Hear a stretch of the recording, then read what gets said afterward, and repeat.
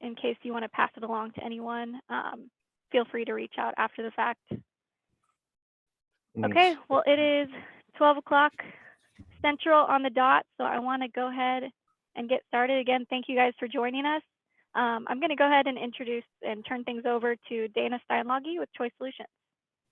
Yeah, hey, thanks, Ellie, and good day, everybody. I kind of prematurely hit a button on the slide, so we're just going to go ahead and launch in. Thank you for making time. I'm one of the partners in our organization and on our team, and co-lead up our sales team. So just on behalf of our company, thank you for making time. It means a lot to us. We always strive to put together events that bring value to our clients and to others on technology investments that you have or you made through us. So a lot to cover today. I want to keep things brief on my part, and so we have plenty of time to get into the good stuff. But obviously, April 1st, Citrix announced some repackaging of their products and entitlements, as well as a rebranding that took place as well. And there's quite a bit a part of that, and a couple of the co-leads of our end user computing practice really felt strongly enough that there's a lot there, a lot of opportunity, a lot of good, a lot of things to really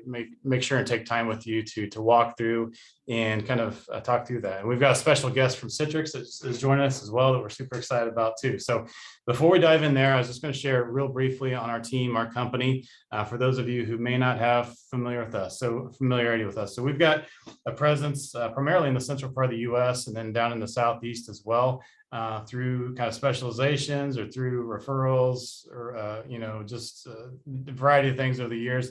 We've had the opportunity to work with clients from coast to coast, from a variety of industries and use cases and sizes and projects. But kind of cool. Worked with in over 44 different states over the last handful of years and 750 different clients. So our focus, you've invested in Citrix Technologies as a part of your end user computing platform. Our focus as an organization, we're here to help you. You're looking to leverage end user computing solutions as a means to help improving the technology experience of your workforce. Right? You're looking to provide them a secure, consistent means to access the apps, the data, the services they need to productively do their work. At the same time, as a business, you're making investments in these technologies to help with retaining and attracting today's top talent. You want a productive workforce, but also to more than ever, want to have the proper security and controls in your environment, even though you have a hybrid workforce, people working from everywhere. As an organization, you're on some level of this journey, right? In the cloud transformation and, adoption of SaaS applications, what level of workloads make sense to invest in private cloud solutions to benefit your organization, how to adopt the public cloud. You're working to simplify operations. You want environments that are more kind of consumption-based economics for your business. You want the ability to scale and flex. But also, again, you've got a workforce that's now scattered from secure places and offices to now working from anywhere. So you've got to rethink your security approach and adopting zero trust security model. So our company, our focus, we want to help you adopt simpler, more secure IT environments from the data center or the cloud service all the way down to the secure endpoint. And that's really our focus and what we want to help be a partner to your organization with. We can do that with, we've got a number of very innovative technology solutions that we've been forward thinking and learning about and adopting and bringing into our portfolio. We've got an awesome team of in-house engineering resources in a couple areas. One on the project side. So, if you're exploring kind of modernizing your end user computing environment, we've been doing a lot of advisory workshops and engagements to kind of come and help you understand your journey, your transformation, the investments you have, and try to help you kind of put forward that moving forward platform. We come in often to do kind of health checks on existing environments, or if you're deploying new technologies, we might be coming in to bring in the services to build and deploy those new environments for your business. There's a lot of organizations, most organizations that are facing constraints in their IT staffs and organizations. So we can either manage or co-manage aspects of your environment to help take care of all the operational upkeep, keep things properly patched, updated, backed up, a variety of services. And for some, we can even host through technologies we have. I'm going to talk a little bit just on a few key technology platforms we work with within our end user computing platform, one of which is Nutanix. So for workloads that have made sense, whether it be looking at VDI or app delivery, but leveraging on-prem or hybrid environments, Nutanix has been a significant partner of ours. We've had tremendous success helping many of you on this Zoom session to be successful leveraging this as part of your end user computing, but also for delivery and supporting mission critical virtual machines and applications in your business, having that cloud-like flexibility while maintaining control and keeping things maybe in data centers that you own or looking at hybrid environments. We've also been involved significantly lately with clients that are exploring or trying, working to understand Azure virtual desktops and how does that fit into your end user computing strategy. If you got technology investments with Citrix, a lot of commonality, a lot of common solutions we've been helping with is how to leverage your Citrix investment in conjunction with a lot of great things that are available now with Microsoft Azure, with Windows 10 multi-session instances and other things like that available, how to make the most of what Microsoft is working on there. So that's an area that we've been helping in conversations with many on. As applications keep getting more and more complex from graphics and requirements, things like that. So for whether it be engineering or medical, you might have applications that have really high requirements, but you still want to provide that same ability to deliver that either as a cloud desktop or a VDI desktop. We've got a lot of great expertise on our staff to help with discerning that and maybe deploying that successfully, leveraging NVIDIA technologies, whether it be through their N-series instances in Azure or through their physical cards that you can deploy with Nutanix or other hardware infrastructure platforms. And then just on the Citrix side, we've been a longtime partner, goes back very, very early on. We've got on our staff 3 Citrix technology professionals, 2 of which I'll be introducing in just a second. But these team members have very awesome access into Citrix and product management and other key resources to always be reviewing, but also providing dialogue on things that might be important to you as customers that we're running into on projects or supporting you and helping provide continuous feedback to Citrix on how they can make their products better and other things like that. But we've team members that are involved in leading local users groups, members of expert councils. Within the last couple of months, we actually were designated and honored to receive Cloud Partner of the Year by Citrix as well. So that's just a little bit about us. I'd like to get you introduced now to Scott Osborne and Shane Kleiner. They are the co-leaders of our end user computing practice. And again, there's a lot of things that they've seen in conjunction and communication with Citrix. So they felt very passionate about getting an event like this together to help you guys all understand kind of what's new and how to make the most of it. So with that, I'd like to turn it over to Scott and Shane. Thank you, guys. Yeah, man. Appreciate it. First of all, we had an accidental annotation on the screen of a green mark, so I cleared that off there. No one noticed. No one gets a prize. Yeah, you don't win a prize if you didn't notice the green mark on the screen. I'm going to blame Shane on that because he likes to annotate. Right, Shane? Usually I do. I also just want to say I'm very sad that Shane didn't get to sing at the beginning for 60 seconds while we were waiting to get people in. But other than that, yeah. So for those of you who don't know me, I'm the senior solutions architect for us. Been here over 10 years with Choice Solutions, North Central regional lead for us, and like Dana mentioned, the co-EUC lead on that side. Do a lot across various technologies. Very proud of that for myself, from the Citrix side, the NVIDIA piece, Nutanix, and recently certified on the Azure Virtual Desktop for Microsoft.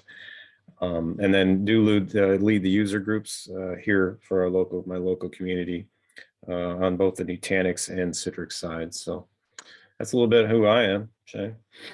Awesome. Yeah, thanks for that. Yeah, so I'm Shane Kleiner, Senior Solutions Architect here at Choice Solutions. I co-lead the EUC practice with Mr. Osborne here, AKA Ozzy. That's right, baby. That's why he's Oz right there. You got to call him by his name. Someone actually came on a call, and I think they called him Scott, and he's like, "Who's Scott? Did Scott join the call?" Like, no, it's Oz. Yeah, it just doesn't work. Yeah, so I'm a regional lead for the Southeast, and then also a Citrix CTP and a Microsoft recently minted Microsoft Azure Solutions Architect. And then my time kind of dwindled away, and I started focusing on other technologies and avenues. So I got recently certified in Netflix, Prime Video, Hulu, and most recently I'm proud about Apple TV. That's where a lot of my time goes outside of technology. So anyways, Yeah, and Netflix hopefully the stock- joke, yeah, hopefully the joke landed Netflix this stock time. just dropped greatly because I think your hours of viewing went down. here Yeah, recently. I know. I may gotta look at Peacock or something. We did an in-person event, and I had that joke there. It's just such a baby joke or whatever. And the guy's like, "Can you explain Netflix?" I was like, "Oh man, I gotta get better at my jokes." Anyways, now I just outed myself. Let's continue. Yeah, it's the first time you've had a problem with that, right? Yeah, and I actually I know I was mentioned 10 years. I've been at Choice 8 years, so I'm very proud of that. So There you go, long term. And we have a very special guest with us today, and I'll let her introduce herself, Carissa. We've been working with Carissa and her team early on from the CTP program on what we're going to be discussing today with some of the new packaging, helping provide feedback from a partner perspective, just helping where we can. And so she's been, we've been working close with Carissa and her team, and she's been, fantastic that she's on with us today, and appreciate it. She's wearing multiple hats, so she's a very busy woman. So Carissa, I appreciate you coming on today. No, thank you so much for having me. So just a quick introduction, Carissa Stringer. I do product marketing at Citrix. I just recently became the VP of product marketing at Citrix, so that's a new title for me. But what you probably don't know about me is I spent, I would say, the last 9 months hiding behind the scenes, reassessing pretty much our packages and our offers and all the ways, we try and strengthen the value of the solutions that we provide. And I'll give a big shout out to Shane and Oz by saying, obviously we work in close partnership. We don't do any of the changes that we make at Citrix in a vacuum, right? We reach out to customers, we engage partners. Shane and Oz were amazing, really kind of saying, hey, I want to go left. And they're like, maybe not so far left, a little bit more center here, go right this way. So that kind of input is great for us, just to make sure that when we get things to market, they've been socialized and feedback, we've got everybody's input. So super excited to share the details with everyone today. Yeah, appreciate it. It's been a lot of work, and we've come to the end of that. So it's awesome. So we're going to have a poll here. We got a few questions. We want to gauge a little bit where our user base is. It's on the webinar today. So we're going to kick off a poll. I'm going to sit here on this slide for 60 seconds. So get your phones out, scan the QR code. So that way we can have a good amount of responses on our poll, because it never looks good when there's only 2 people responding, and that's Shane and myself. yeah, So we hired a bunch of people to click the QR we code. did. Hopefully They they don't know come if- through for us. yeah, I don't know Upwork's if been we pretty can good for that. So depend on them. yeah, True. So yeah, so we'll give it another 20 seconds here. In the meantime, Shane's gonna crack some dad jokes, and I don't know. I It just took threw me that like one a out couple there. I weeks don't to know get if that you'll have it. Netflix one going. Yeah, I don't really. that was, Not good on the spot, man. So I'm more about know, my dance bro. moves, no, do like a moonwalk, but you can't really see much. No, we don't need to moonwalk moonwalk with the again. rug. Yeah, we'll keep it We don't down. need that. You just kind of a chair spin.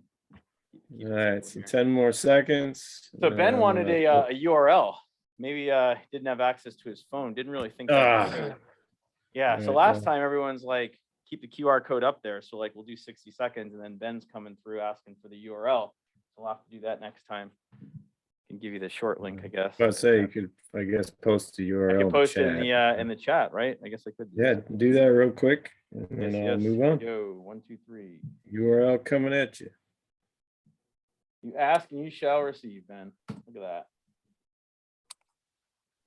There's a URL. So we're getting some numbers building up here.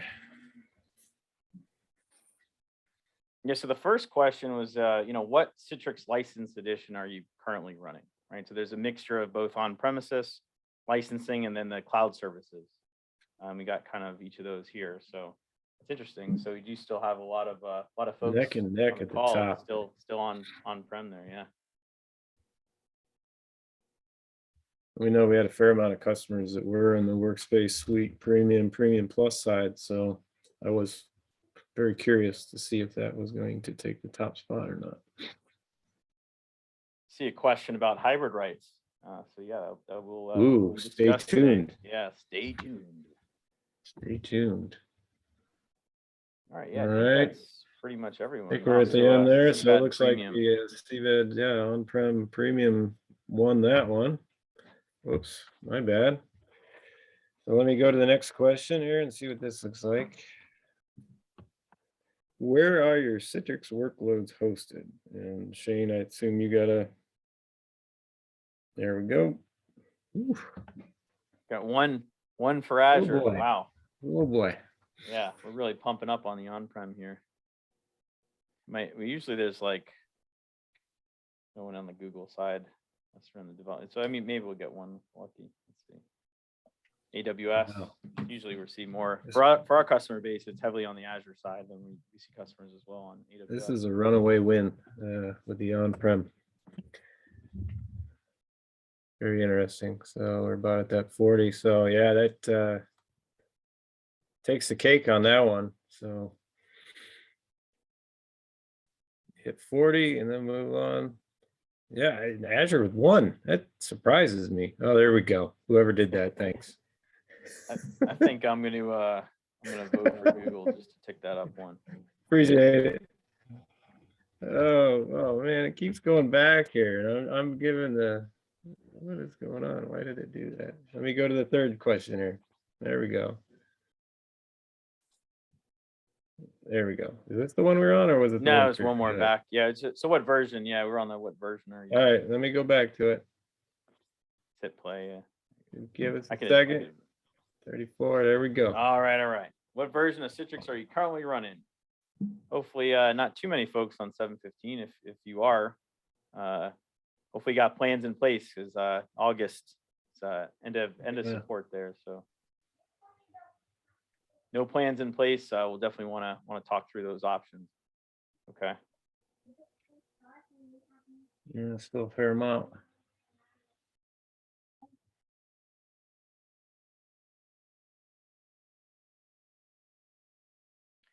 Yeah. So we're okay. Fair So amount of LTSR in general. So. Yeah. Well, the good news. I mean, on the I'm sure a lot of folks know it's the 2203 LTSR dropped about 2 weeks ago.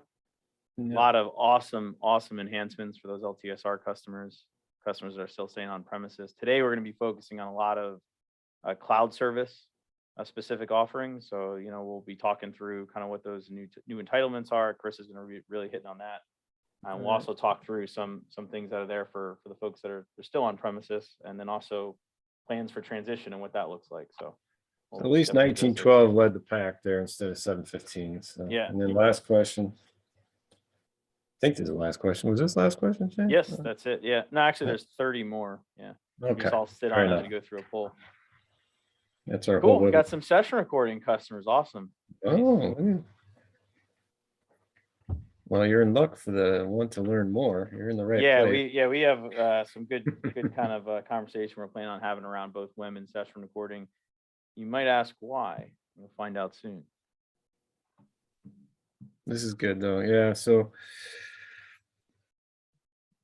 a few using both for 35. So that's good. So that gives us a really good idea of just gauging where you guys are at for the purposes of some of the conversation we'll have at the end. But sweet. So that's pretty much wraps it up there on those. We'll stop that. Yeah, give us a good lay of the land. Yep. And then, yeah, so we'll move on to Carissa. You can request control and we'll transition. Yeah, sounds good. No, it was good to see that feedback. The polls, I appreciate that data and insight, and the shout out for 2203. I will say there's a great 1912 to 2203 feature matrix that's out there if you want to see all the newness. I'll post it for you, everybody. Right. It's a great one. I love a feature matrix. So, we did introductions, but just to kind of start where the conversation to go through, I thought the first part we'd actually start maybe more at why we wanted to change the packaging structure, what we were going through, and then we'll go into some of the details. And obviously Shane and Oz have some even deeper dive. So I think it's a really exciting setup we have for you. Let's make sure I can change the slides. says I'm controlling. There you go. There we go. Yep. All right, there we go. So the first part we kind of started, and this has been a long journey. You know, it's great to show it when we're at the finish line, but there were a lot of highs and lows as we went through this process. But the way I always like to start the story at is, you know, obviously we've had the on-premises editions of the product that have been available for many years, and then we introduced the cloud editions. When we introduced the cloud services, to make it familiar and relevant, we really matched additions between on-prem and the cloud service. And then over time, obviously more features were coming out. Some things were more oriented to the cloud, the market, the dynamic, the relationship with the hyperscalers was all changing. And we really realized, hey, we need to take a step back, look across all the features and run analysis and really redesign our packaging to make it more attractive for our customers, you, of course. So what we did was lots of market research, lots of customer partner. We reached out to CTPs like Shane and Oz, and we really looked at, you know, the personas and the use cases that customers were looking at for our solutions. And we really came to kind of 3 conclusions. And that was, you know, the overarching theme was, let's simplify our packaging strategy. Let's make it very targeted to use cases. So specific areas, specific solutions or business problems that we'll try and address. Let's strengthen the value. I think this to me is probably one of the most exciting. Let's strengthen the value of the packages. So stay tuned on that one. I think there's a lot of excitement there. And the last part was, let's make it a little bit more modular. So there's some kind of logical components where if you wanted to pick and choose some of the feature and capabilities, you have that option. If you like more all-encompassing offers, we have some packages and offers there. Just really giving a lot more flexibility into the packaging structure. So that was, I mean, there was a lot of data and analysis that we did to get to this point, but that was kind of the 3 key themes and takeaways. So I will tell you, if you live and breathe the Citrix packaging structure like I do, you may not be familiar with this, which is not surprising, but when we announced our Workspace package structure, we essentially had 4, the Workspace Essential, Standard, Premium, and Premium Plus. What we've decided is to actually pivot away from that Workspace packaging and actually focus the packaging structure more on the actual use case or the technology scenarios. So you'll see there's 3 key areas that we'll focus on: the content collaboration offers, the app delivery and security, and then of course the VDI and DAS. Now, does that mean Citrix is changing our focus away from digital workspaces? Absolutely not. What we're actually doing is making sure that it's easier for you to design the workspace that you need. And I think this is a great example that kind of talks through it. A digital workspace needs can vary, you know, distinctively by user. You could have one user that needs every single component that makes up that workspace, whereas you may have another user scenario where they only need a handful of components. So what I like to call this is kind of a build your own workspace. So it gives a much more modular approach to all the technology Citrix provides, and then you can assemble that in a way that best represents your user base. So the other thing that I will call out that you probably noticed on the slide is the fact that we reference VDI and DAS as kind of 2 unified categories that we're bringing together. And I do like to take a moment and kind of talk through this in a little bit more detail. And it really is kind of the evolution of the desktop. If we look at it over time, obviously there's physical desktops, they continue to exist. We've had VDI instances of desktops, which are much more managed. And now there's this huge appetite for desktops as a service. I think the greatest analogy is kind of when you think about, you know, people said, oh, when you got television, that would replace radio. And now you might be thinking, oh, we'll use Shane's example. I've got streaming that, no. That's not what happened. Everybody just has a little bit of everything, right? And that's kind of how the world's evolved. And that's one of the big reasons we wanted to adjust the packaging to address that. So we're going to take a minute and focus on the desktops as a service. I'm going to let everybody take a deep breath on this one. We are rebranding. I know, rebranding Citrix Virtual Apps and Desktop Service. It's now going to be much cleaner and simpler. It's just Citrix DAS.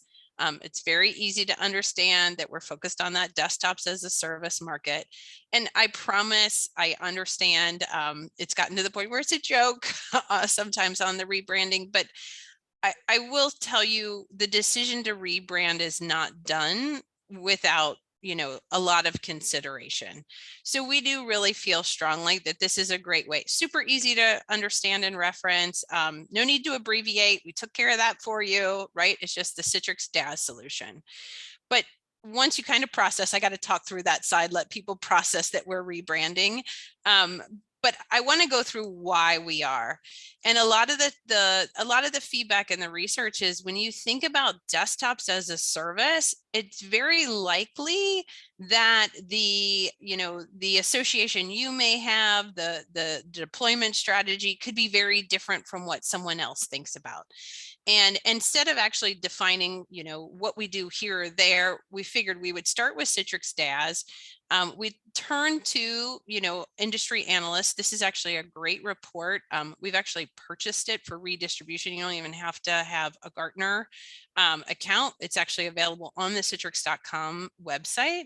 But if you really look at these categories, there's VDI, which is pretty cleanly defined. But if you look at the other three, DAS really covers the scope of all three of those different categories. So whether it's a client-defined DAS environment, where it's more of the Citrix kind of management plane, but a lot more control over the infrastructure and the applications and the image control, or if it's vendor defined, where it's kind of a combination, where there's elements of having a management plane, but there's flexibility, but maybe the vendor's coming in and managing the infrastructure on your behalf.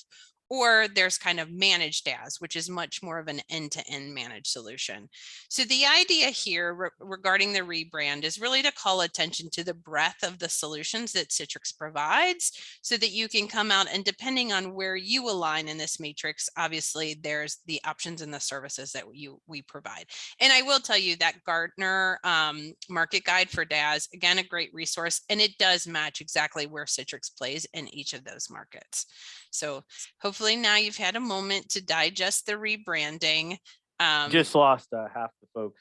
Oh, there's like 5 people left here. I'm just kidding. No, I still see it. 96, and then my little news.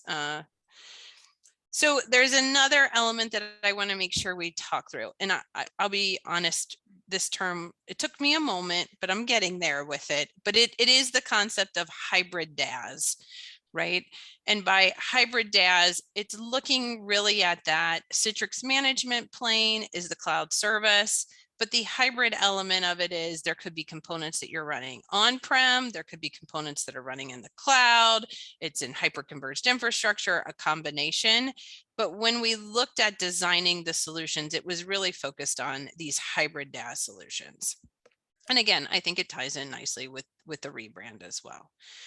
So I promised it was based on use case and a lot of feedback. So there's kind of 3 buckets before we get into the details. There's 3 ways we looked at simplifying the packaging strategy. So the first one is what I call our hyperscaler centric offers. This is much more closely aligned. Oops, I shouldn't look at the questions pop up, but it's a distraction, sorry, but let me see if I'll wait and hold that one to the end if that's okay, and then I can go back. But so let's talk about hyperscaler centric first, and then I promise I will I'll address the fact that of Citrix Cloud and the management piece. So no, it's just a cloud service, right? So hyperscaler centric, the first one there is if you're really looking for like fast, easy, quick to deploy, up and running, a limited use case. We always think of this, maybe it's a short-term worker, it's contractors or somebody that you want to spin up a desktop instance very quickly.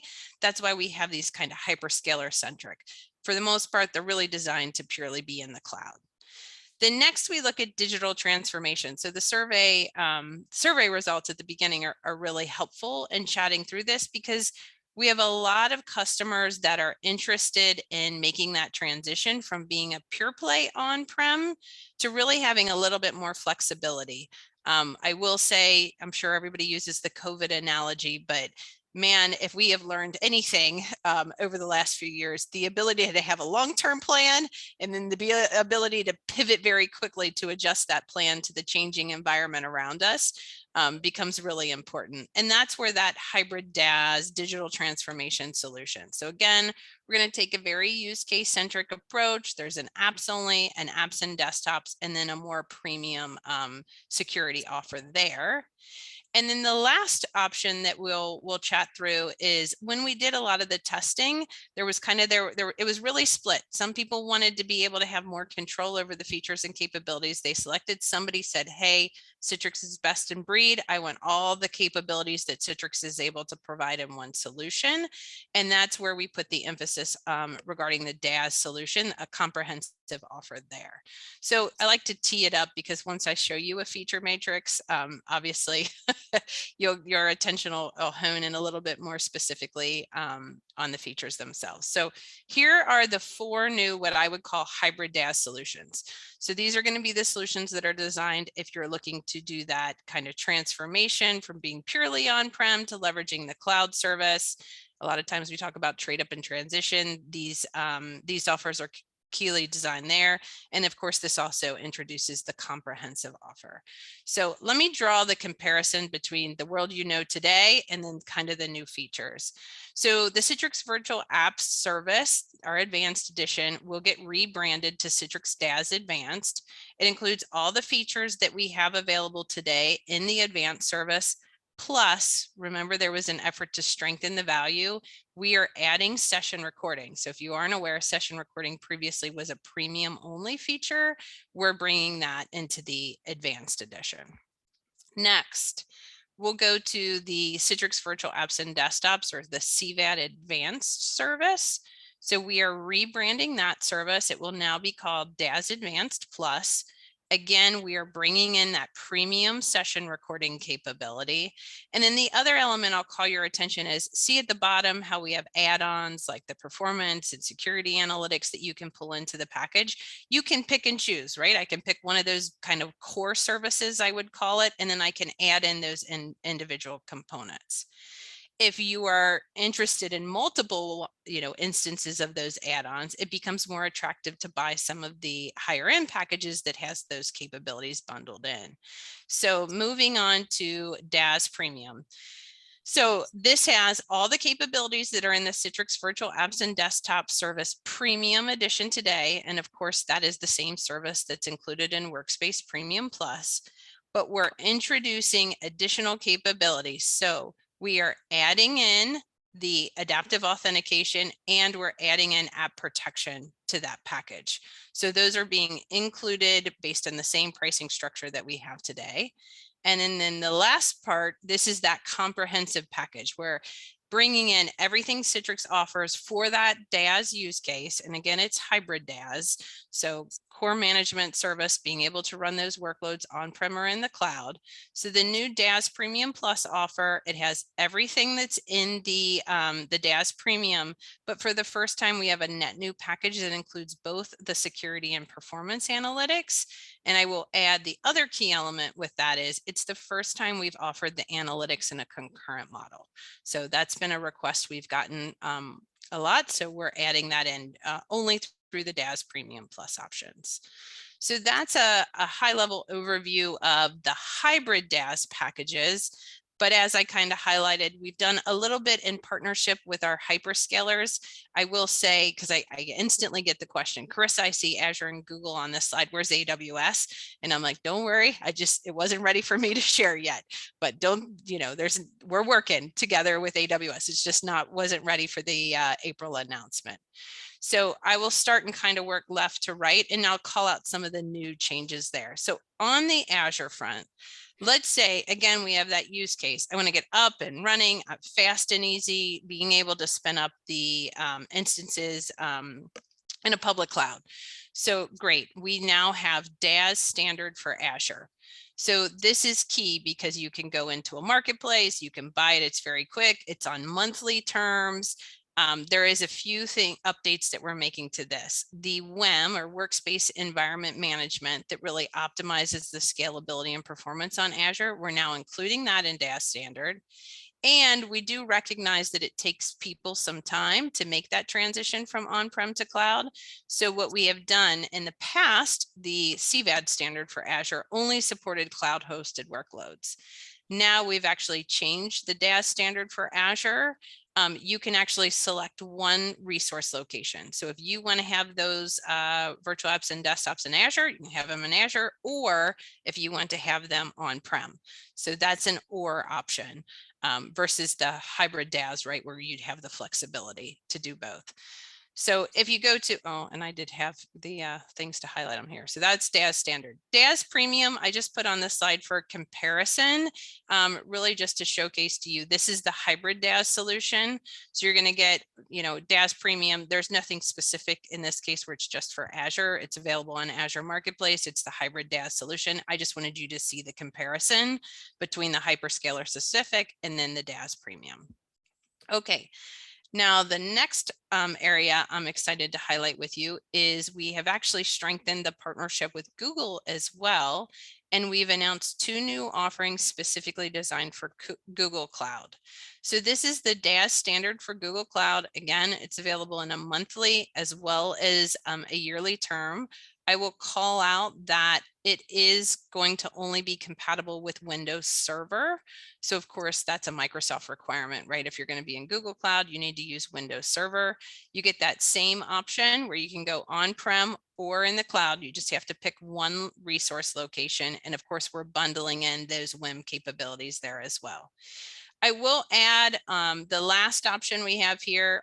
I like to include it on the list just so you can see the breadth of features, but the DAS premium for Google, this is a new offer that we have just recently released. It is specifically, I mean, it's available everywhere, but it's also available on the Google Marketplace. The thing I will highlight with this one is it is the first time we've offered the DAS premium solution in a monthly option. So you can see you can buy both yearly and monthly there as well. So a lot more information at the citrix.com web pages. Again, I love a feature matrix. So there's lots of feature matrices and information there, but I did want to kind of highlight those 2 elements of the new DAS packages. So I'm going to pivot and change direction just for a moment and talk about our app delivery and security. So I'll use this slide just to say at the highest level, a lot of times people come to Citrix and they look at us for the ability to provide and help support, you know, compliance regulations, high security, HIPAA compliance, all of those details, which is great when you think about what we've been able to do on a virtual app or virtual desktop instance. But we very quickly recognize that, you know, the world includes SaaS and web and internal applications as well. So we're bringing a lot of those security capabilities to fruition or to market with our new secure private access launch as well. So this is a new offering that was announced on April 1st as well. There's 2 elements to it. There's a secure private access standard. So this was previously Workspace Essentials, which we've rebranded. The standard option is going to give you single sign-on into your internal SaaS and web apps. But the new kind of more powerful option is that secure private access advanced feature. And you can see the breadth of new capabilities there. But I'll talk you through those at the highest level. The idea here is if you have an internal web app or a SaaS application and you want to bring those same level of security and controls that you've always had from Citrix in the past for virtual applications, we're making that now feasible with those SaaS and web apps. So just to call out a few things, right, you're going to get that adaptive authentication, so multi-factor access to those SaaS and web applications, the ZTNA access to TCP and UDP based applications. That is in case you wanted to access like a traditional client server application. The adaptive access control policies, this is where a lot of the control policies, like being able to control printing or copy paste or being able to overlay a watermark, all the things you've been able to do on a virtual desktop instance, you are now able to do on a SaaS and web application instance. And I'm sure Shane and Oz will walk through some of those in their section. And then the other one I want to give a specific shout out is to our new Citrix Workspace browser. So this is actually a Chromium-based browser that we've wrapped with all of the policies and controls to kind of make it an enterprise-grade browser. If you're looking to navigate to those SaaS and web applications, you get that same level of security and control. So those are the updates on the secure private access front. And then I'll just give a quick shout out to the new content collaboration packages. So we have 3 new content collaboration packages, an integrated experience package, and this is really designed for being able to pull together the necessary resources from maybe that you would have like in an intranet portal. Secure collaboration takes all of those packages and then adds the ability to do content sharing and collaboration. And then obviously the last element is the workflows. Now you can get into the document workflow approvals. We're bringing in some of the security analytics to be able to track and manage that content as well. So a quick reference to those packages. So overall, I will say that, you know, we did make the changes to the packaging structure in partnership, not just on the product side, but the customer success services team is actually introducing a new package as well.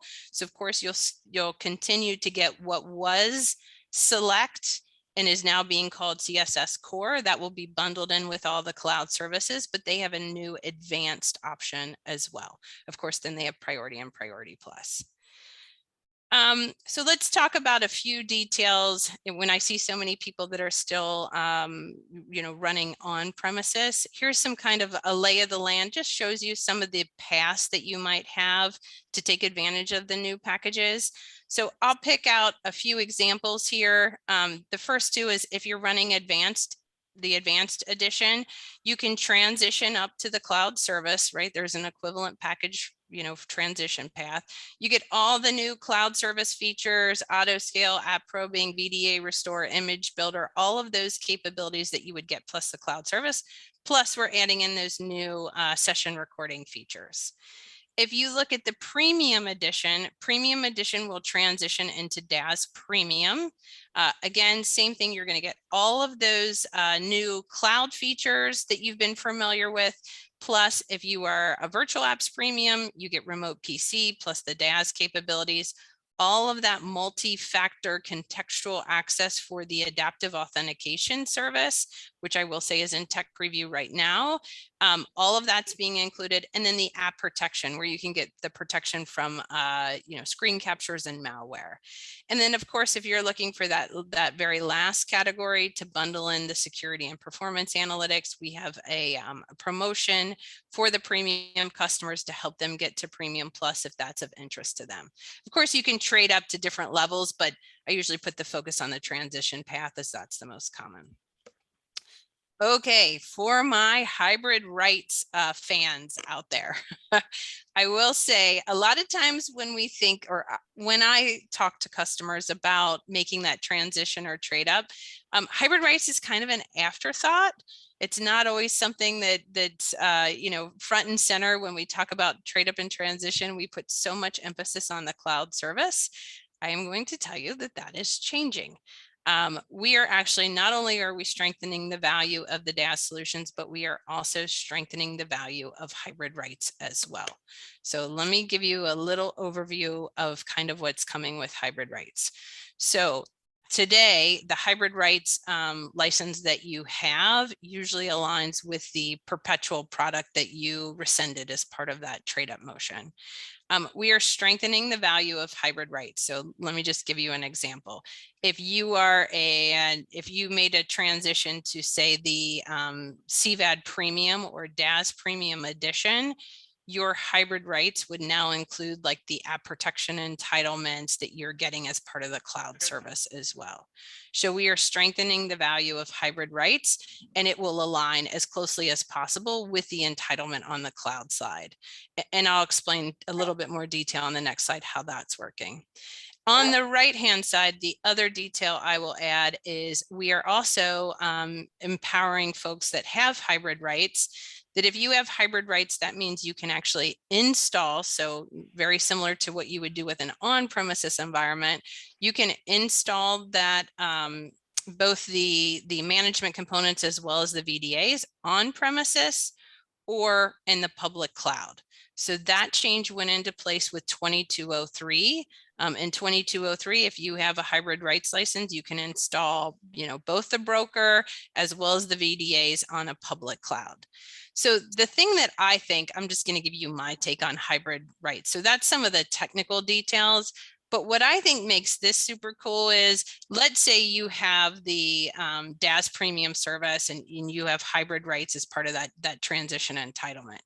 Now, if you want to mix and match different cloud services, say you like WEM as a service, if you, instead of using Storefront, you want to use the Workspace UI as a service, you can leverage those and still make the decision of where you want to install the broker. Do I want to continue to manage and install the broker myself, or do I want to install it on public cloud or leverage the cloud service?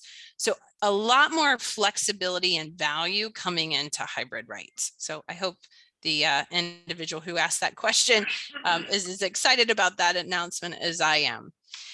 The next question I get is usually, so Carissa, how's this happening? And we never want to make a licensing event happen for customers, but because we're introducing so much more value into the new packages, I wanted to make sure we took care of existing customers that had already maybe made that transition to the cloud service.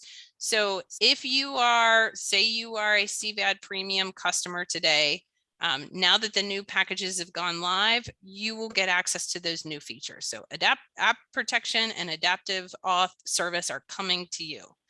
If you are a hybrid rights customer, you are going to get access to a new hybrid rights license. That new hybrid rights license will make it easier. So for 2203, you can install it on public cloud infrastructure. You're going to get new features like app protection included into that hybrid rights license. So let me kind of walk you through the process. So we are going through and updating those hybrid rights licenses. You kind of as I speak, they're running that through processes and checking them, and they're going to upload them into the My Account. So everybody that has a hybrid rights license will get a new hybrid rights license. Once that whole process is completed, we'll send out a notification and let you know. I get updates, so they're very, very close, but they want to make sure. They'll probably be mad at me that I told this small audience that it's already coming. But then on the last part, I want to make sure it's very clear. You don't have to go get that license. The hybrid rights license you have today works just fine. But if you want those new features and capabilities, there's a new license file that will be coming available to you. So that's kind of a high level summary of how that's going to work. I don't know how I did on time, Shane and Oz, but yeah. Actually, perfect. Yeah, you nailed it. Awesome. Yeah, Awesome. I think you did perfect. Can you guys hear me okay? Yeah, you're good. Yeah. I had Ellie trying to mute me in the background because I got a 4-year-old that's about ready to go for shots. So just FYI, it can get a little crazy around here in a little bit. So yeah. So there's going to be a quiz at the end for what Krista just went over. As well, so. It takes a few times. Yeah, it takes a few times. But I hopefully if I summarize it, you are getting more value for either your existing investment, or if you were considering making the transition, it is more value that we're bringing as part of that, which I'm super excited about. Yeah, no, we're super excited as well, and I hope I feel the excitement coming through the Zoom meeting. If everyone was on camera, people will be jumping up and down, doing backflips. But it is really pretty incredible to see the feedback over the last year kind of make it into the product stack and have some of those really awesome features that have just been built up, which we're going to be diving into here in a minute around WEM, around session recording, and having those kind of across the cloud service packages is just really awesome. And so it's exciting to see that. So yeah, thank you for listening to the feedback and definitely taking the time to kind of go through and walk through those transitions. And what we're going to be covering is kind of some of the technical highlights. There's a lot of features in each of those areas, but we're going to be kind of covering the technical highlights that we see as providing the most value. So. Yep. So yeah, we'll be diving a little deeper on the technical side here for the ones that we kind of identified as the. Yeah, and I do want to make a quick mention. So what you're seeing, all those kind of new entitlements, so session recording and WEM, those are cloud service entitlements, right? So those all basically come into as you transition. So if you're on the on-prem licensing, you're looking to, you got your renewal coming up this year, you're doing your transition, that's when all those take effect, right? If you're not an advanced customer today and you transition, essentially those things would come in, right? So when we talk about kind of the value add and what's being included, some of the technical highlights. So on the DAS standard side, or DAS standard plus, right? So advanced and premium, et cetera, and premium plus is both WEM and session recording. So both offer a tremendous amount of value and have really been extended. I know some customers that looked at WEM kind of after the acquisition of Northscale, like, hey, this is pretty good, and then just kind of dropped it, right? And they didn't really look at it. I mean, the team has been just heads down on both WEM and session recording. And I think you guys are gonna be pretty excited about what we're gonna show you today. On the DAS premium side, Oz is gonna be covering, so I'll be doing, Oz will be doing WEM, I'll be touching on session recording. Oz will be talking about both adaptive auth and app protection. We've actually been working on a pretty nice size proof of concept or pilot specifically using adaptive auth for a customer that wants to do kind of a cert-based authentication using the Citrix Workspace and Gateway as a Service. So kind of this, and he'll be talking through that as well as the app protection functionality. And then finally on DAS Premium Plus is the exciting pieces around both performance analytics. That's another service that's just been built in the background and kind of just all this additional value being added that folks kind of looked at a while ago and didn't really, probably don't realize all the additional features that are there. So I'll be covering both performance analytics as well as security analytics. It's a really, really neat product. So with that said, I guess Oz, you want to jump right into to WEM. Let's rock and roll. If there's questions that come up in between this, just feel free to just ask, and if we can answer, we'll queue it up, or we'll hit them all at the end. Yep, I did want to mention on the analytics side, it's a altogether different beast from your. We get a lot of comments from customers about Hdx Insight, right? The old Insight stuff with ADCs on prem. This is a whole different ballgame with analytics, right? So the issues or the things that we've seen before in the past with Insight and enabling that and whatnot. For what we're talking about here with the cloud services and the analytics and the signals feeding into that, none of those same things you had to worry about in the past are part of that conversation here. So specifically, I'm going to be starting off with WEM. I tell you what, WEM it's one of those diamonds in the rough. It has come so far since the Northscale acquisition, and what is available to you for workspace environment management. It's an incredible feature / product that now everybody's going to have access to from a cloud service standpoint. So what we're going to be touching on is, we couldn't quite possibly put everything here, but the most interesting or fun bullets for features that we talk about all the time, that really stand out from the pack, right? From other things there. So from a WEM standpoint, if you haven't looked at it in a long time, or it's been, or you've never looked at it, you've probably missed quite a bit, right? So WEM in general is three different things, is how I kind of categorize it. It gives you security features. It gives you resource optimization, which used to be an old Microsoft role that they had independent as a infrastructure role, which they don't have anymore. And it's basically just UEM in general, right? All in one. So it gives you multiple things under one umbrella.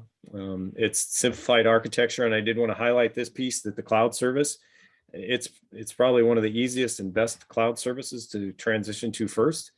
You just spin up your provision your tenant for it, and you're off and running, right? So you only worry about the agent. You don't have to worry about anything else. So for the on-prem customers where you got the brokers still, you got load balancing policies on your ADCs, you got stuff like that to worry about, the database, all that goes away. You only have the agent. So really it's it's a huge deal on the cloud service side because we can easily just spin it up and ready to rock, right?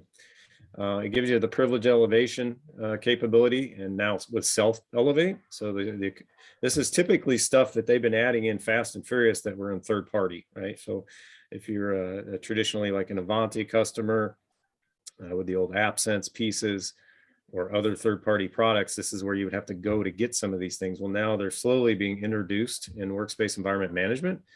And they've, these kind of things are made their way in there. So self elevate is probably the most recent here of I don't know, like September or October 2021, where a user can ask for self elevation and get that in their context. So that's really cool. You got process hierarchy control, which is just a fancy name for the jailbreak stuff, right? So the anti-jailbreaking, where you can break out of a published app and run other processes within there. It's basically that you think about the allowed or the blocked capability for running other processes you're not supposed to be running outside of the published app scenario. It's just in there. You get the Citrix profile management, policy management. There wasn't feature parity before. There is now. You can control all settings within there. That can be your go-to spot. You don't need to mess with the ADMXs anymore. So we've shifted to using that within WEM for the most part these days.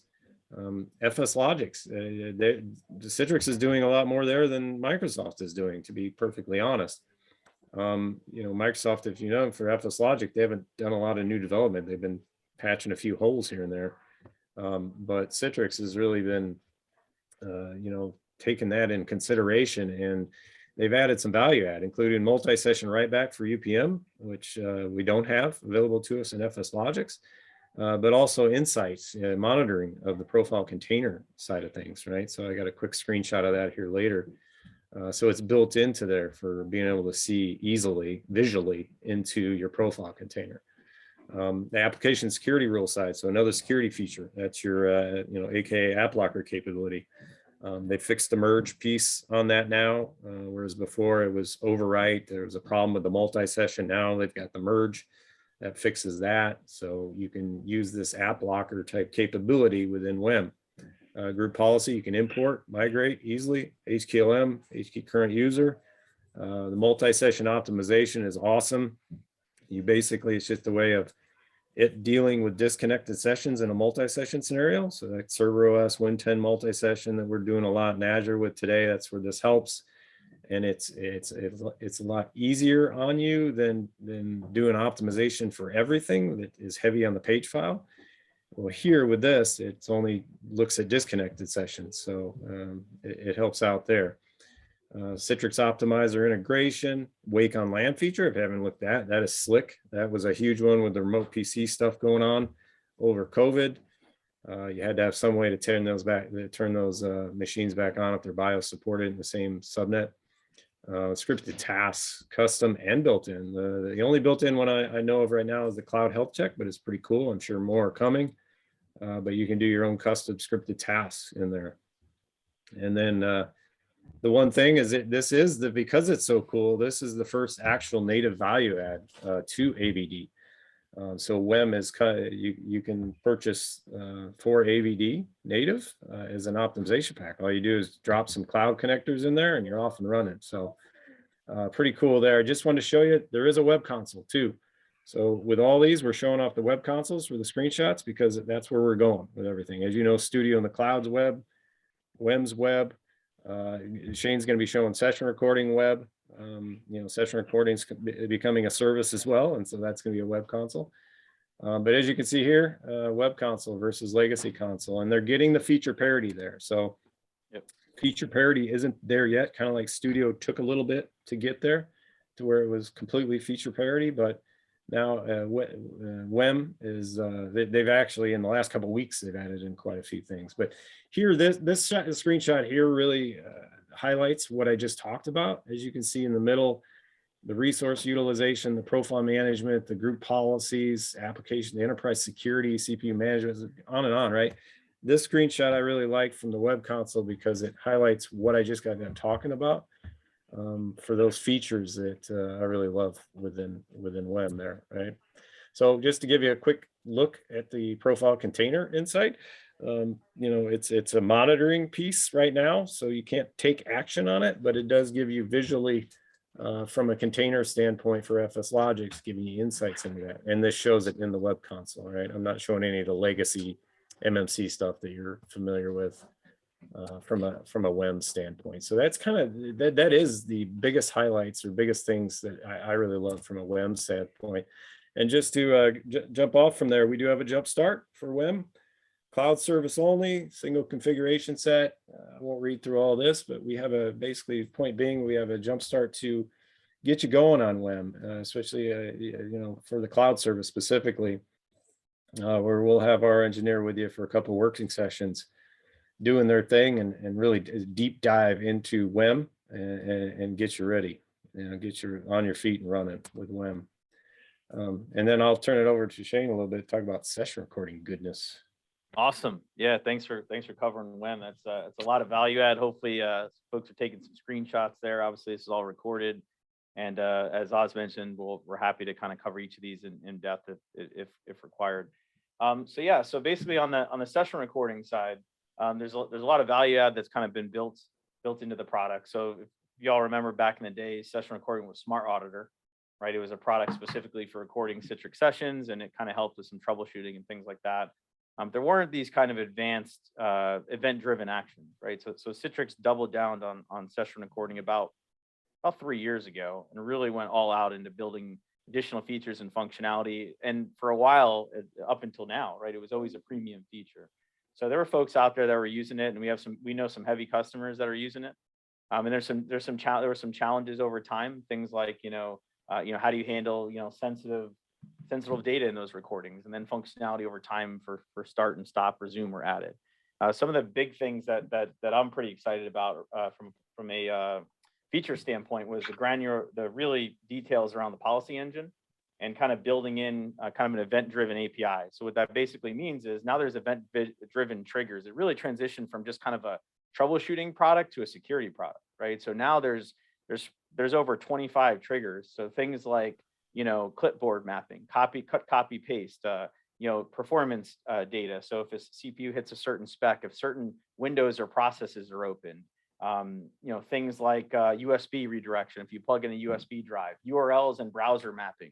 If someone goes to a certain URL, you can start and do trigger-based recording versus recording the whole entire session, because that was the thing. Like, well, it takes a lot of space. So now there's event-driven triggers, which are pretty awesome. New event trigger types to kind of call out around file transfers. So if there's file transfers happening between the client and the VDA through a virtual channel, that's going to trigger a recording event. From a security perspective, and incident response is really powerful. And we'll talk about how this ties into security analytics here in a little bit. Registry mods, which is important, and file modifications, right? So if you had specific registry keys or files, system items that are sensitive that you wanted to call out, if those are queried from a system perspective, it'll trigger recording RDP sessions. From a jump box standpoint, if you wanted to have, hey, only record if RDP is kicked open. And we talked about app installs, perf data, and things like that. The other cool thing that was added was like, hey, there's these triggers that happen, and we're recording stuff, but we're only recording exactly when the issue happens. So now you can configure, which you'll look at a screenshot in a minute, what it looks like to do pre-recording. So actually, hey, go ahead and grab 60 seconds before that event triggered. That really helps with kind of the incident response and the troubleshooting aspect. Configuration logging across the stack, as you've seen across the whole Citrix stack, with basically really detailed. Both configuration logging is what was changed, and also administrative logging is there. Integration with security analytics, and then obviously web-based player in the native console. So it's been a native console that looked exactly the same for like the last 15 years, right? But the web console, web console came out probably 2 years ago, and now, which we're excited to talk about, is there now a cloud service, right? So being able to actually pull off that kind of management plane and have it as part of the Citrix virtual, or the new Citrix DaaS service. So let's go ahead to the next slide, and I'll kind of walk through, what this looks like. So architecture at a high level, some of the use cases, right? We talked about user support, forensics from a kind of instant response standpoint. The cool thing the nice thing about kind of being close with the Citrix product team is we are able to take those insights and feedback back to Citrix. We had a customer that was asking specifically about forensics, like how do you hide or tag specific videos? Like they use session recording, but for instance, session recording is only used for the forensics team, so they can't take advantage of it. So Citrix is looking at the potential of building something in for that because they take that feedback to heart. User monitoring, capturing malicious behavior, obviously healthcare's, financials, and contact centers. So looking at the architecture at a high level here, essentially it's hybrid architecture, right? So you have the ability to split off the databases if required. You can now do, native SQL, Microsoft Azure SQL, AWS RDS, or like I said, Microsoft Azure SQL there. You have session recording servers basically, and that's where kind of the recording is basically processed and held. You can actually have an SMB share where you store that on. You can store it local or store that off on a NAS of some sort, or now Azure files. If you want, you can do HA, have a load balancer in between those two session recording servers, and then there's basically an agent that goes on the VDA that's highly optimized. So it doesn't create a heavy footprint inside of your session. Obviously, having those event-based triggers helps there as well. So yeah, let's go ahead. So taking a look at kind of at a high level here at the new console. So if you look, there's the virtual apps and desktop service that will be rebranded DAS very soon. You click the session recording console. Let's go ahead and click next. You can see all the recordings basically are now using the Citrix virtual app, the new Citrix DAS service. Say that, I got to make sure you get used to that. There's basically an agent that gets dropped on your session recording server. It does an outbound connection, and now it basically brokers, similar to like a cloud connector, it brokers that communication. So now you can see your recordings, view and play those recordings, and all your policies are managed here as well. So click next there. So you'll see basically you have the policy engine, so you can do various recording policies specific to users or groups, notifications or non-notifications. Click next. Yep. So looking at the rules, so this is kind of just showing you some of those things we talked about, the event-based trigger, what it looks like in the new UI, right? Clipboard redirection, user account modification, USB redirection events, performance data. Pop-up windows are really cool. If you had a pop-up window that pops up, maybe it's got something in the window title that says password or sensitive data, can trigger recording on that as well. And then you can do various filters, scope, users, groups, IPs, delivery groups, etc. So as you go in and you look at a recording, these events, all these triggers that happen, basically happen, they create an event. So you can go in and look and see how many events happen during a specific session recording, and you can zero in and search. And this is all 100% searchable, which is really cool. So you'll notice pause and resume. We'll talk about that here in a second. And then screen time is a new feature. If you click the next slide, the next, can I click next on here? I didn't request control like a clown. So that's, yep, okay, yep, here we go. Sorry, guys. Yep, we're good to go. All right. So screen time is really basically showing you how long each of those processes are running. So if you're looking at productivity analytics and things like that, it's kind of an interesting insights that you can see there. So click on the next slide. This is just to show you what it looks like for the session pre-recording, right? So when you go in and create a new rule, you can actually choose your trigger. In this case, I said on app crash, right? Unexpected app exit, considered a crash with a specific process. You can choose, hey, record this 60 seconds after, and then also 30 seconds before. So that's a really cool feature. And then this was newly added. It's actually, I think this was one of my feature requests that got into the product, which is pretty cool.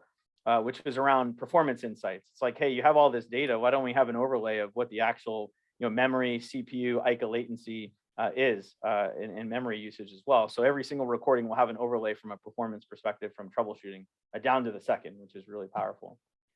And last but not least, which we're really excited about, is something that we work directly with one of our partners, a robotic process automation company, Automate, and then work directly with Citrix to actually get it built into the product.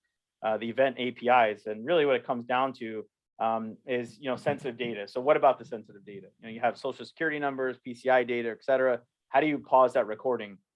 So they added in pause and resume functionality, so you can just trigger it through an API call. So what we did is we used our RPA tool, worked with our partner, and they basically created a custom bot specifically for session recording that will look specifically for those sensitive data fields. So if you're a session recording customer, you're wondering about this, now you can actually do pause and resume. So if you look at it, basically it enables automated pause and resume. It's very, very quick to get it up and going. We're talking in less than an hour, you can be up and going with a bot that will automatically pause and resume. And once that pause happens, this is essentially what it looks like. It's basically blacked out. An event is triggered, so you can see the pause and resume as well. And you'll be able to see that in the recording. And this is basically like I said, we mentioned we work with Automate, and this basically is kind of what it looks like. Both Calabrio, if you're a Calabrio customer, or Citrix session recording, it works native with. That's something that we kind of work directly with them on, which is pretty awesome. Yeah. And then last thing is a jump start. As Oz mentioned, I won't go through all this, but just know that we do have a jump start if you want to get up and going with session recording. you know, in 2 days, if you want to do HA, for instance, you know, I mean, that's a third day there, but basically we have this kind of pre-canned ready to go. So you guys can get up and going and really start to understand the value that you hopefully now are all entitled to, or maybe you just had it and never really used it and excited to use it going forward. So Yeah, yeah, it's super cool. That integration with the pause and resume and what we've done there with Automate, it just shows the power of the API capability and what we have available to us there. So, so I'm going to talk a little bit through adaptive auth. So adaptive auth is not yet GA. So the last bullet here, you can see it's not GA, it's tech preview. So there's not a lot of screenshots that I'm going to show. We're working with it for a current project right now that Shane had briefly mentioned, where we're needing to use it to basically do some in factor certificate check. So what this gives you is it's basically it's another feature that can be offloaded from the ADCs to a cloud service. So that's the authentication piece, the in factor capability. It's essentially, you know, it is ADC as a service. So what I mean by that is that these are going to be provisioned ADCs by Citrix, maintained by Citrix. So, you know, simplified as far as that goes. You're not going to be, you know, securing and maintaining ADCs for that purpose like you're doing with your customer-owned ADCs today, right? So it's designed to give us that in factor capability. So the AAA piece specifically, not gateway here, without that complexity of configuration, right? So right now, like I said, not a lot of screenshots because right now it's still just very, it's tech preview. So we're doing the manual configuration. It's going to be more toggle based, easily, you know, answers that you can answer and configure and do your thing. So it'll be completely different come GA for this, from what we're playing with right now and providing feedback to Citrix for. It's basically going to be, you know, give you those same type of things that you can think about from an N factor and an EPA standpoint, right? So device posture is what you would use this for. So for those customers that will have this now as an entitlement, as you saw Carissa mention it, it's part of, it's going to be part of SPA as well as the DAS services, the respective DAS services. You're going to have this capability, and it's just another piece that you can potentially offload from ADC. So similar to if you spotted it in the SPA service, that whole TCP, you know, the zero trust and the TCP access, so that VPN-less access to TCP applications. So what we're currently talking to some customers now, if they've used that old prior unified gateway functionality where you're doing the RDP client through there, for any customers using that, that's another piece which now with SPA you can offload from the gateway, the ADCs that you would manage on-prem to a cloud service. This will eventually just be another selection in Workspace for us to utilize and just toggle switch there. Just designed for simplicity in mind for this purpose. I already talked about how they're, you know, it's their provisioning, licensing and whatnot, and it's not GA. So, you know, like I said, I don't have screenshots of it because right now what it is not what it's going to be. But just know that, you know, this is going to give you that, as Chris has sort of mentioned in her slides and you saw visually, it's an add-on to the other packages, and it's part of the top two packages and SPA as well, right? So if you have a keen eye, you'll see on here the replace on-prem SSL VPN proxy use cases, and that's what I was talking about with that unified gateway and the clientless access capability for the TCP stuff. SPA and specifically adaptive auth, you know, these kind of things will help with this. But that secure private access piece in conjunction with adaptive auth gives you specifically being able to replace the VPN piece that you might have on the gateway today, right, for what you're doing. So again, this is a really cool cloud service that's going to be expanded, going to be globally available, and you're going to have access to. App protection. This is just an awesome feature for you guys that are going to have available. It's pretty simple, right? So we got 3 things on here. So it's going to give you that key logging and the screen capture protection, and super simple with the cloud service to set up, right? Because your licensing's already there, your entitlement's already there. There's no, if you played around with this on-prem, you had to like install some licenses on your license server. And then you also have to enable it from a delivery group standpoint. Well, in the cloud service, your entitlement, as Carissa talked through, is going to be there. So all you have to do really is on your delivery group is whatever delivery group that you want to have this available for, you just set it to true to turn this on. And then you got to have a rollout plan for your CWA clients, because this is a security focused feature. So you got to install the app protection with the CWA client. So you might have to be doing an uninstall of the current situation and installing a new CWA client with the app protection enabled, because they do that because they don't want it easily uninstalled either. So it's a rip and replace for this piece, because it is a security feature that you're enabling. And just caveat to that, when you're screen sharing, if you have app protection on, it could hinder you in some scenarios that I've found, but it's pretty easy to, as far as just knowing that some screens, like your receiver screen, your login screen, those will be automatically just blacked out from screen shares, like if you're sharing through Teams or Zoom or whatever. So it's a super cool feature that you're gonna have available too. Okay. And then I'll Yeah. pass it back to Shane on that. Do you have you still have control for yours? Yeah, let me request control again. Let me grab it. All right. Okay, cool. Yeah, so so we'll talk about here. I'll go through this relatively quickly on performance and security analytics. So I do want to make sure we have time on the questions, because that's definitely part of this. I know there's some folks might be queuing up questions. So yeah, essentially performance analytics, right? That's like Oz had mentioned, completely different service than what Hdx Insight was, right? This is a cloud service. This is a cloud native service that's built as a big data platform with machine learning and analytics, AI built specifically from the ground up. This is kind of the first, these are the first two offerings from Citrix as part of what Citrix is calling kind of the CAS, or the Citrix Analytics Service, right? Essentially enable you to track and aggregate your data, and then giving you kind of key performance indicators, right? So specifically around, sorry, once my headset's going off here. Got this weird issue where my headset just shoves static in my ear. So Oz, you're gonna have to go to the next slide, because when that happens, I can't click the freaking thing to shut it off. So yeah, so anyways, oh, well, I didn't see it right now, but yeah, so just pop back real quick. Yeah, so basically, yeah, so talking through the analytics piece, right, is the key highlight pieces here is, again, this is all full cloud service. You're able to pull insights directly from both the DAS platform, as well as your on-prem Citrix ADCs, your on-prem Citrix environment. It can aggregate multiple sites. So if you did have an on-premises environment with multiple sites, you do have the ability to do multi-site aggregation there. Obviously with the Citrix tenant, right? You go to Citrix Cloud Service, or on Citrix DAS, it's single tenant, single site, right? Multiple resource locations. So, but you can aggregate that all together. Probably the biggest thing that we were excited about, right, is once you move to Citrix Workspace, you have the gateway service, right?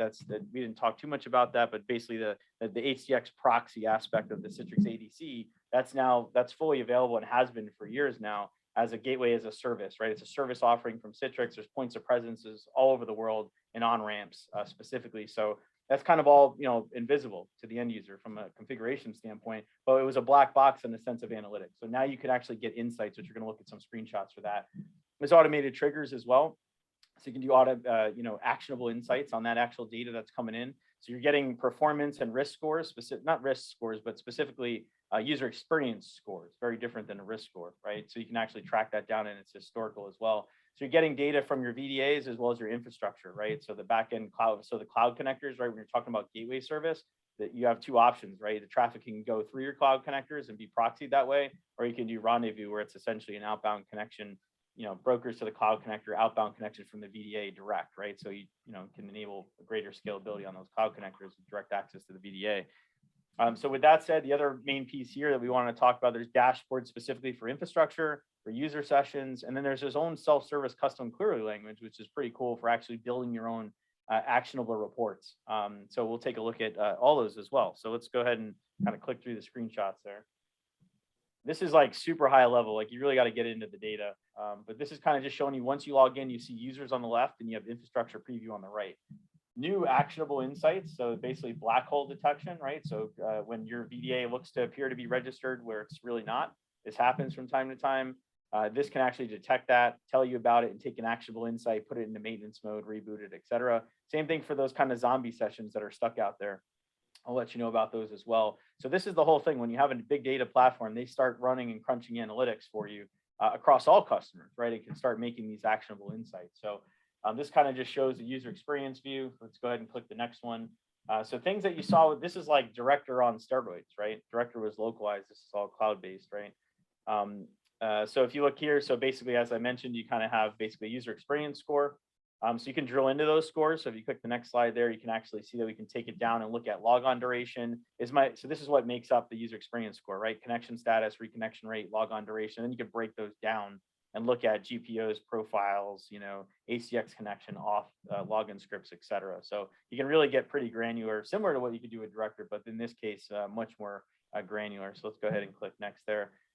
So this is kind of the big stuff here is really you're starting to pull the HDX metrics, stuff that you would traditionally see with Insights. You're now getting from, if it's on-prem through the ADM service, if it's in the Citrix Gateway service, it's all kind of happened behind the scenes there. But you can actually start seeing network latency, user input delay, as well as bandwidth utilization per session. So go ahead and click the next slide. And then this is really what's awesome. So this is, it was one of the global proof of concepts we were doing for a large call center. They had users connecting from Philippines and as well as the UK and some other aspects as well. And we were able to actually see, it breaks it down. So you can see what's the on-ramp, where are they coming in from a point of presence standpoint to the gateway, what's their location, where are they coming from. Also, you can get in and see, new endpoint metrics, which we're going to see here. So this gives you kind of visibility into that black box, right? So this is just kind of closed loop analytics, right? So take actions on if your CPU or memory on a VDA or a specific cloud connector is X, go ahead and turn it into maintenance mode, restart it, shut it down. This is the start into trigger-based actions versus analytics. So this is pretty cool. We'll go into the next piece here. So right here is perfect. So this is actually pretty cool. If you're a Control Up customer, we do a lot of work with Control Up. We've been working with Control Up since the inception, and they moved over to the US. Love the product, but they have remote DX. So you start getting at metrics from the endpoint, like Wi-Fi signal. Well, Citrix built that into the product now, and you're actually getting that native from the Workspace app client. So as long as you are on the latest version of Workspace app, you can start seeing, are they on a Wi-Fi connection? What is the signal, for instance? That's huge from a end-to-end visibility standpoint. And now you'll have that endpoint network telemetry built into performance analytics. Yep.